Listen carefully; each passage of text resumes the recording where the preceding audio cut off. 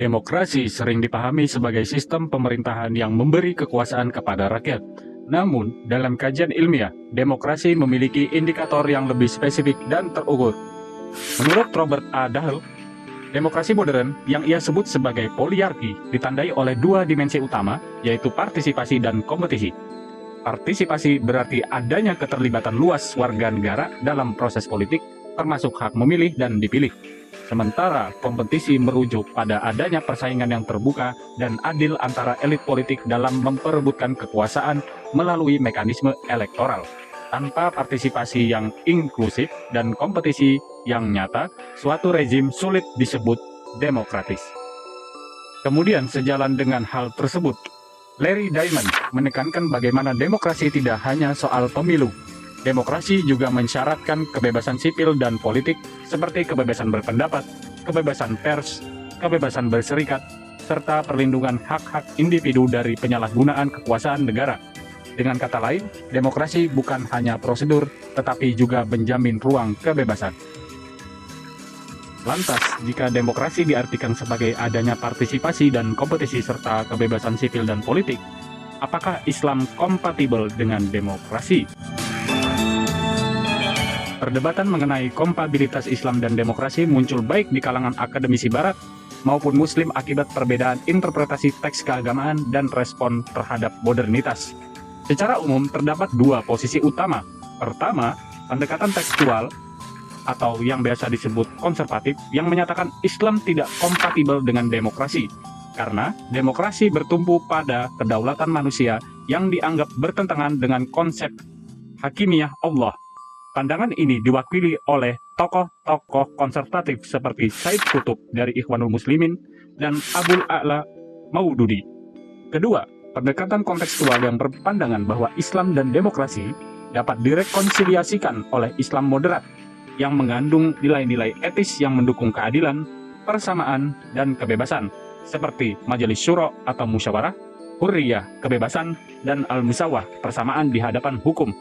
Dalam praktik politik kontemporer di Asia Tenggara, kompatibilitas ini tercermin dari partisipasi aktif partai-partai Islam seperti Partai Keadilan Sejahtera atau PKS di Indonesia, Partai Islam Se-Malaysia di Malaysia yang menerima mekanisme demokrasi, berpartisipasi dalam pemilu dan menolak kekerasan sebagai jalan politik.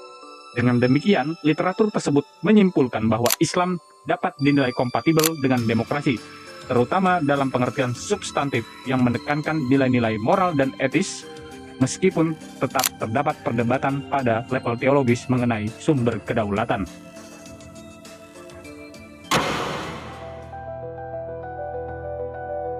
Dalam pembahasan kali ini, Malaysia akan menjadi topik pembahasan mengenai apakah demokrasi dan agama Islam kompatibel sehingga dapat menilai apakah negara ini berhasil atau gagal dalam menjalankan demokrasinya. Pertama, dari sisi sistem politik, Malaysia merupakan negara federal dengan bentuk pemerintahan monarki konstitusional dan sistem parlementer. Kepala negara adalah Yang di-Pertuan Agong, sementara kepala pemerintahan adalah Perdana Menteri. Pemilu dilaksanakan secara periodik dengan sistem pluralitas mayoritas atau first past the post dalam distrik tunggal. Jika diklasifikasikan, Malaysia dalam banyak periode, khususnya dari Tuanku Abdul Rahman hingga Mahathir Mohamad lebih dapat disebut sebagai demokrasi parsial. Dalam perspektif Larry Diamond, penerapan demokrasi di Malaysia hanya sebatas demokrasi prosedural. Kuasa elit dan partai koalisi sangat menentukan arah gerak negara. Sementara demokrasi substantif menuntut perlindungan hak politik dan hak kebebasan sipil yang efektif.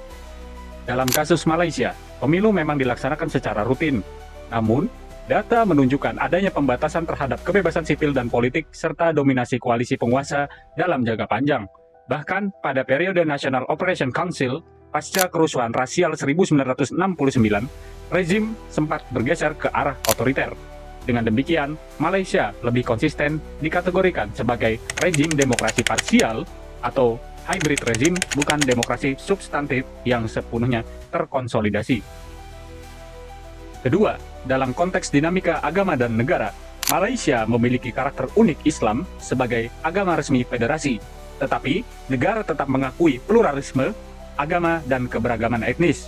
Sistem politiknya bersifat plural, namun dalam praktiknya terdapat kebijakan afirmatif seperti New Economic Policy yang memperkuat posisi etnis Melayu yang identik dengan Muslim dalam bidang ekonomi dan politik. Di satu sisi, Islam tidak menggantikan struktur demokrasi. Tidak ada teokrasi, pemilu tetap menjadi mekanisme legitimasi kekuasaan. Namun, di sisi lain, identitas keagamaan dan etnis menjadi bagian penting dalam distribusi kekuasaan dan kebijakan publik. Negara menggunakan argumen stabilitas, pembangunan, dan harmoni antar etnis untuk membatasi ruang kebebasan tertentu. Dengan demikian, Malaysia menunjukkan bahwa Islam dan demokrasi secara institusional dapat hidup berdampingan.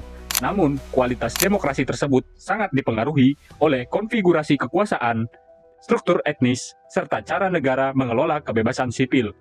Kasus ini tidak memberikan jawaban jelas, justru memperlihatkan bahwa kompatibilitas Islam dan demokrasi bukan sekadar soal doktrin, tetapi soal bagaimana kekuasaan dijalankan, dibatasi, dan diawasi.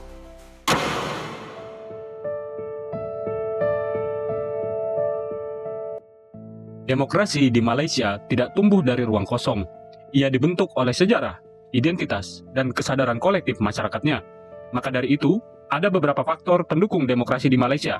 Di antaranya, pertama, lembaga politik yang kuat. Contoh konkretnya, di Malaysia ialah adanya pengakuan partai politik lokal. Berbeda dengan beberapa negara lain, Malaysia memberikan ruang bagi tumbuhnya partai lokal yang berbasis pada kepentingan etnis atau wilayah tertentu yang memperkaya representasi politik. Sebagaimana hal ini menandakan signifikansi partai-partai lokal di Parlemen Nasional yang menjadi cerminan identitas politik Malaysia yang plural dan multikultural. Kedua, pendidikan. Contohnya, keberadaan kondisi masyarakat majemuk Malaysia yang memiliki pemahaman yang kuat terhadap batasan polarisasi politik, di mana adanya pengalaman sejarah kelam tahun 1969 yang membuat Singapura dilepas secara paksa dari Malaysia, mengajarkan dan memberikan pendidikan kepada masyarakat Malaysia bahwa konflik identitas bukanlah jalan keluar dari permasalahan konflik sosial. Ketiga, masyarakat sipil. Contoh konkretnya, seperti hadirnya masyarakat sebagai penyedia pendidikan nilai, di mana masyarakat sipil berperan dalam memperluas pendidikan nilai badari seperti ihsan dan hormat melalui program-program di tingkat akar rumput yang membantu masyarakat menghargai perbedaan sebagai kekuatan sosial. Lalu, juga sebagai pendorong pendekatan bottom-up, berbeda dengan pendekatan sebelumnya yang bersifat top-down atau dari atas ke bawah, Malaysia mendorong keterlibatan masyarakat sipil, organisasi pemerintah atau NGO, dan institusi pendidikan dalam membentuk narasi toleransi agama yang lebih demokratik dan inklusif. Tidak hanya terdapat faktor pendukung terhadap keberlangsungan demokrasi, tetapi ada juga faktor penghambat demokrasi di Malaysia. Di antaranya, pertama, faktor otoritarianisme yang merupakan warisan sistem politik masa lalu. Dalam sejarahnya, negara ini pernah mengalami dominasi kekuasaan politik oleh satu koalisi dalam waktu yang sangat lama. Kondisi tersebut membentuk budaya politik yang cenderung hierarkis dan membuat kontrol terhadap pemerintah belum sepenuhnya kuat.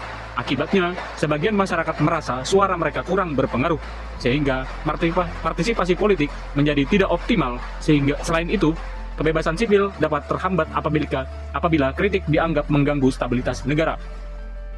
Kedua, adanya pengaruh kuat elit politik dan institusi negara. Dalam beberapa situasi, kedekatan antara aparat negara dan penguasa politik menimbulkan persepsi bahwa lembaga negara belum sepenuhnya netral. Hal ini berdampak pada menurunnya kepercayaan publik terhadap proses demokrasi. Ketiga, politik identitas yang berbasis etnis dan agama. Malaysia merupakan negara multi-etnis dengan keberagaman budaya dan keyakinan. Dalam praktek politik, identitas sering dijadikan alat mobilisasi dukungan. Walaupun dapat meningkatkan partisipasi secara jumlah, pendekatan ini beresiko memecah belah masyarakat, karena fokus politik bergeser dari program kebijakan ke isu identitas kelompok. Keempat, konflik politik dan polarisasi elit. Perubahan koalisi pemerintahan yang terjadi dalam beberapa tahun terakhir menunjukkan dinamika politik yang tinggi. Ketidakstabilan ini dapat membuat masyarakat bingung dan ragu terhadap arah kebijakan negara. Dampaknya, partisipasi politik bisa naik turun, sementara pemerintah sering lebih fokus menjaga stabilitas daripada memperluas kebebasan sipil.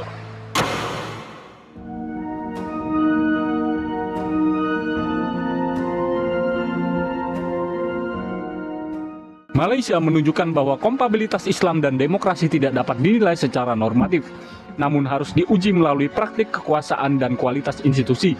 Secara institusional, Islam tidak menggantikan mekanisme elektoral dan tidak membentuk teokrasi. Pemilu tetap menjadi sumber legitimasi politik, partai politik beroperasi, dan parlemen berfungsi. Dalam arti minimalis ala Robert Dahl, dimensi partisipasi dan kompetisi tersedia. Ketika diuji dengan standar demokrasi substansif seperti yang dirumuskan oleh Larry Diamond, yaitu perlindungan kebebasan sipil, netralitas institusi, dan kesetaraan arena kompetisi, kualitasnya masih terbatas faktor sejarah dan dominasi koalisi tunggal. Regulasi represif serta politik identitas berbasis etnis agama menciptakan struktur intensif yang tidak sepenuhnya kompetitif. Politik identitas memang meningkatkan mobilisasi elektoral, tetapi cenderung menggeser kompetisi dari adu program menjadi konsolidasi blok sosial. Ini berimplikasi pada polarisasi, pembatasan wacana, dan ketimbangan akses terhadap sumber daya politik. Dengan demikian, persoalan utama yang dihadapi oleh Malaysia bukan pada doktrin Islam itu sendiri, melainkan bagaimana agama diposisikan dalam distribusi kekuasaan dan bagaimana negara mengelola pluralitas. Lalu, apakah Malaysia berhasil atau mengalami kemunduran? Malaysia berhasil mempertahankan prosedur demokrasi dan menghindari otoritarianisme penuh, bahkan menunjukkan kapasitas rotasi kekuasaan. Namun, pada saat yang sama, ia belum mencapai konsolidasi demokrasi liberal karena kebebasan sipil dan kompetisi politik masih rentan terhadap intervensi elit dan stabilisasi koalisi.